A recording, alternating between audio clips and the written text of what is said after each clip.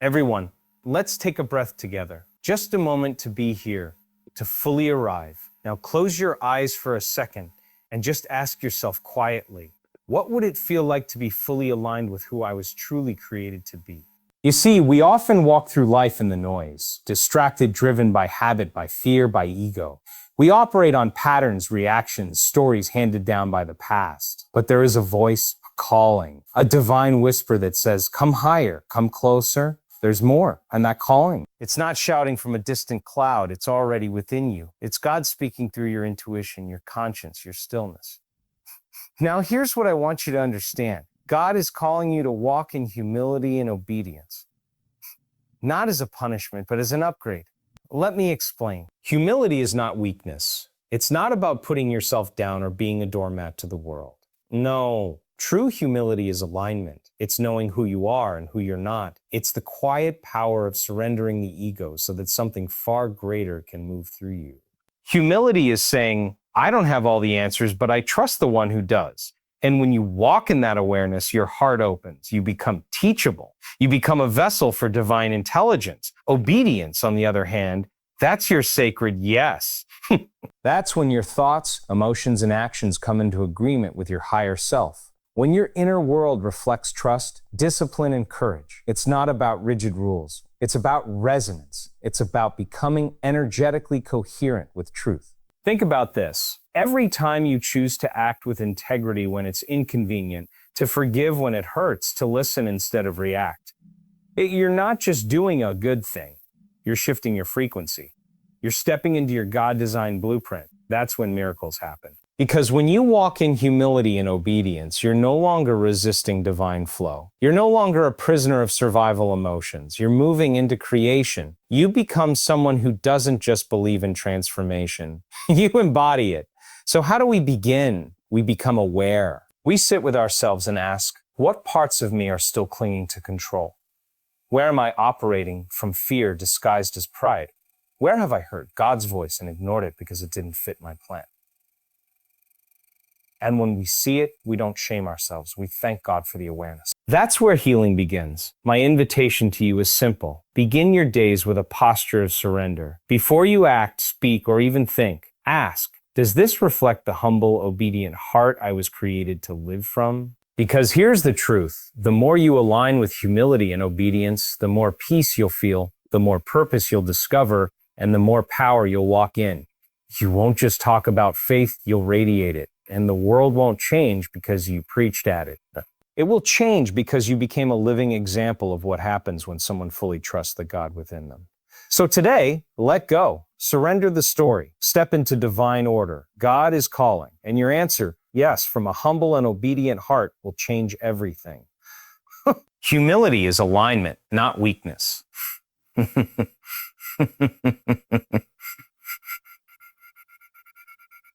It's one of the most misunderstood concepts in spiritual growth and personal transformation. People often associate humility with diminishing oneself strengths. But in truth, humility is one of the most powerful states you can embody because it brings you into alignment with the divine intelligence that created you. When you are humble, you are not putting yourself down. You're simply recognizing that you are not the source of everything. You acknowledge that there is a higher wisdom guiding the unfolding of life, and you willingly take your place within that order. This posture doesn't make you less. It makes you clearer, more open, and more available to truth. Humility strips away the noise of the ego, the false identity that says, I have to control, I have to know everything, I have to prove myself. And in that silence, the real self can emerge, the self that is connected, intuitive, and in tune with divine will. True humility doesn't mean passivity. It means receptivity. It means being able to listen, to learn, to allow correction without defensiveness. It means being rooted enough to not need validation from the outside. It's a quiet strength that comes from knowing your worth, is not defined by status or performance, but by who you are in essence, a creation of God. Alignment happens when your heart, mind, and actions reflect that understanding. When you stop resisting what is and start surrendering to what could be if you allowed God to shape your path, humility unlocks clarity because you're no longer trying to force your own way. You're making space for a better way. It creates internal coherence where your soul no longer fights against truth, but flows with it. God's call is an invitation to upgrade your inner life. It's not a demand, not a threat, and not a burden. It's a divine pull toward transformation. When you feel that inner nudge, that quiet voice that says there's more, you're being invited to expand, to evolve, and to rise above the old ways of being that no longer serve you. This call isn't external. It begins when you become aware that your current state of mind, your emotional patterns, and your habitual reactions are not in alignment with your true identity. This is where the upgrade begins, not in trying to fix the world around you, but in shifting your internal landscape. God doesn't ask for change without offering the grace to make that change possible. The invitation is not to become someone else, but to become more fully yourself, the version of you that was always there beneath the fear, the pride, the wounds, and the noise. To accept the call is to step out of survival mode and into spiritual maturity, where you begin to take ownership of your thoughts, your choices, and your energy. An upgrade to your inner life means moving from reaction to intention, from chaos to coherence, from control to trust. It means waking up each day with a heart tuned to God's frequency, aware that your inner state determines the quality of your life. This transformation isn't about striving harder. It's about surrendering deeper. When your internal world changes, your external world responds. New relationships, opportunities, and insights begin to appear not because you forced them, but because your vibration shifted to match them. You stop living from memory and start living from vision. You stop being defined by the past and start being shaped by divine purpose. Transformation begins with awareness. Nothing changes in your life until you become conscious of what's actually happening inside you. Most people live on autopilot, repeating the same thoughts, the same emotional responses, the same reactions, day after day, without ever stopping to ask why. They are caught in loops created by past experiences, conditioned beliefs, and unconscious programming. But the moment you become aware, truly aware, you break the pattern. You interrupt the cycle. You create space for something new. Awareness is not just noticing your behavior, it's observing it without judgment. It's becoming the witness of your inner world rather than being consumed by it. When you begin to notice your anger without identifying as an angry person, or recognize fear without becoming it, you take your power back. You shift from being a victim of your emotions to being the observer of your internal state. And in that space, transformation becomes possible. God doesn't force transformation. He invites you to see. He opens your eyes to what's happening beneath the surface. The spiritual path isn't about fixing everything all at once. It's about shining light into one area at a time. When you become aware of your impatience, your need for control, your lack of trust, that's not failure. That's the beginning of healing. Because you can't change what you refuse to acknowledge, awareness is a form of spiritual maturity. It means you stop blaming the outside world and start asking, what is this revealing in me? Instead of reacting, you reflect. Instead of avoiding discomfort, you lean into it and ask what it's teaching you. The more aware you become, the more authority you have over your choices, and the less control your past is over your future. Awareness brings everything into the light, and what's brought into the light can be transformed. The ego resists, but the soul surrenders. The ego is the part of you that is built from past experiences, from wounds, from the need to be right, seen, and in control. It thrives on certainty, validation, and self-preservation. It's not inherently bad. It's just limited. It sees life through a lens of separation, scarcity, and survival. So when something challenges your comfort zone, your expectations, or your sense of identity, the ego resists. It clings, it fights, it tries to maintain control because it equates change with danger. But the soul speaks a different language. It doesn't shout or demand. It whispers in quiet moments. It longs not for control, but for connection. Not for safety, but for truth. The soul knows that surrender isn't giving up. It's stepping into alignment with something deeper, something higher. It's releasing the illusion of control so that divine intelligence can lead. The soul doesn't operate from fear, but from trust. It doesn't need to prove anything. It simply desires to be fully alive and fully aligned. When God calls you to let go, to forgive, to step into the unknown, it's your ego that resists and your soul that says yes. The ego will come up with reasons to wait, to doubt, to question, while the soul already knows the path. It just needs you to listen. The more you allow the ego to lead, the more you stay in loops of striving and disappointment. But when you let the soul guide, you begin to experience flow, peace, and clarity. This surrender isn't passive. It's the most powerful choice you can make. It's not about weakness. It's about wisdom. The soul understands that real power is found not in controlling life, but in yielding to divine timing, divine wisdom, and divine love. Walking in truth shifts your energetic frequency. Truth is not just a moral principle or a belief system, it's a state of being. When you align with truth, your entire internal environment changes. Your thoughts become clearer, your emotions stabilize, and your body relaxes. There is a distinct energetic difference between living from fear, deception, or pride and living from a place of truth, integrity, and authenticity. The frequency of truth is coherence. It brings your heart, mind, and actions into harmony, and that harmony sends a signal into the world that attracts alignment, peace, and favor. When you live in truth, you're not carrying the weight of pretend. You're not wasting energy managing false identities or manipulating outcomes.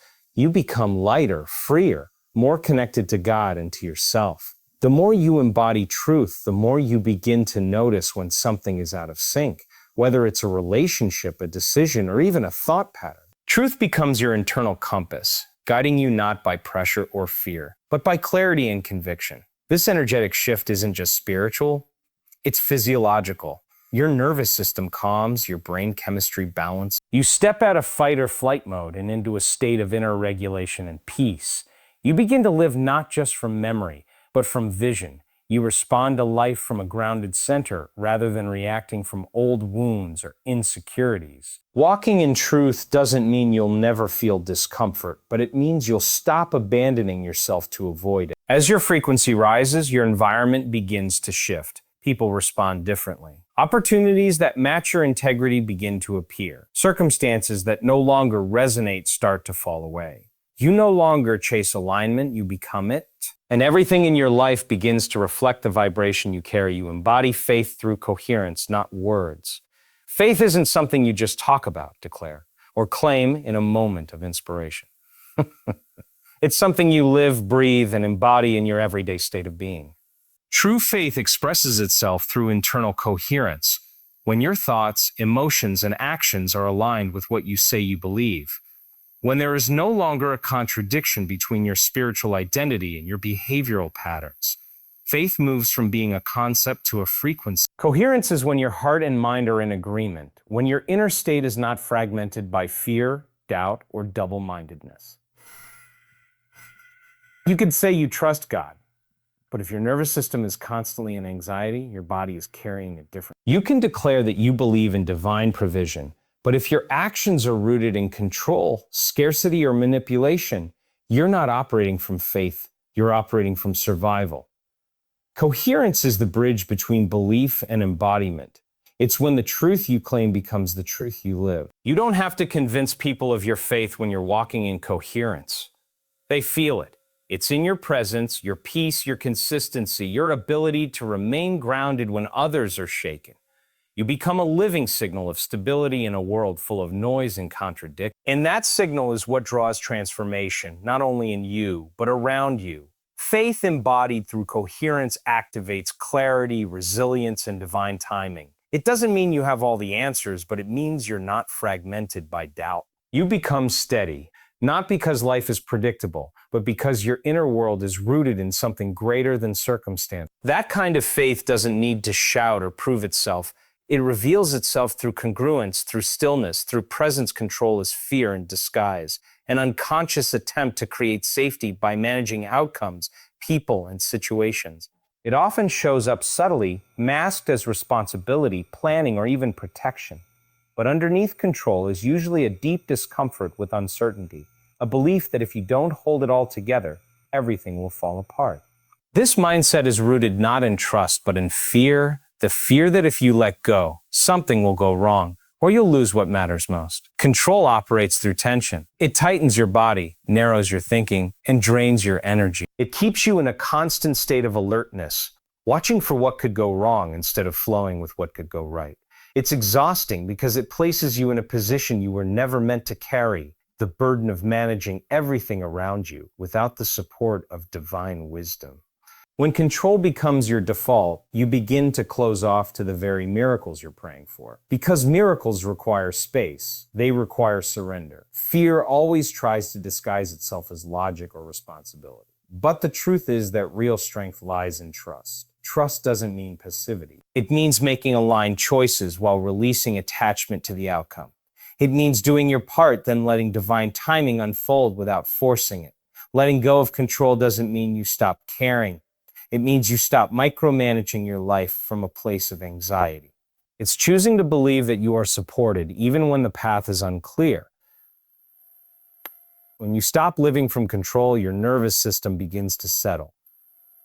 Your creativity returns, your relationships deepen, you make space for guidance to come through because now there's room. You begin to live in harmony with divine flow rather than fighting against it with fear hidden as control. Miracles flow when you stop resisting divine flow. Often we think of miracles as rare, extraordinary events that happen outside the realm of our everyday experiences, something that occurs only when all the stars align.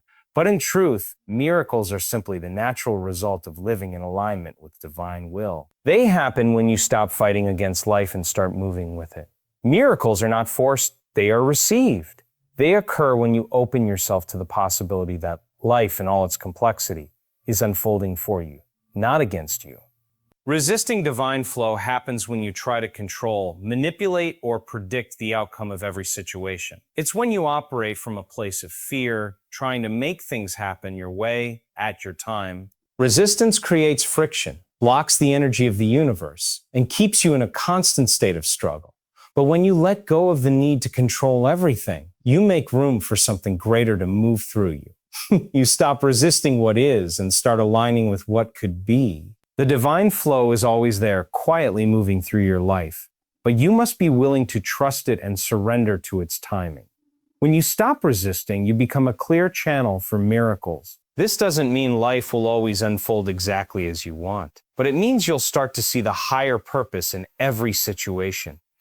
You'll recognize the lessons, the gifts, and the opportunities hidden in the midst of challenges. Miracles are not limited to physical healings or sudden changes in circumstances. They are shifts in perspective, new insights, and unexpected blessings that align with your deepest desires. When you flow with life, miracles become not only possible, but inevitable. And they come not because you forced them, but because you allowed them. That your surrendered life becomes a testimony without preaching. When you choose to live in alignment with God's call, when you walk in humility, obedience, truth, and faith, you become a living example of what is possible when you surrender to divine guidance. You no longer need to convince anyone of your beliefs because your life speaks for itself. The way you move through challenges, the peace you radiate, and the authenticity you embody become the testimony of your faith. You no longer try to persuade or convert others. Instead, you allow your actions to be the proof of the transformative power of God. The power of a surrendered life is not in words or arguments, but in energy. When you live with integrity and consistency, people begin to notice something different about you. They may not understand why you seem unshaken in difficult circumstances, or why you choose forgiveness over resentment, but they will see the fruit of your surrender. And in that seeing, they are invited to consider their own path. This kind of testimony does not rely on perfect circumstances or flawless execution. It's about showing up as you are, with all your imperfections, but willing to trust and be led by something greater. Your journey becomes a mirror for others to reflect on their own. They witness the peace that surpasses understanding, the love that transcends condition, and the strength that is found in surrender, not control. Without saying a word, your life becomes a beacon of hope, a living testimony of what it means to trust God and walk in divine alignment. In this way, you invite others to experience the same transformation, not through preaching, but through the way you embody it.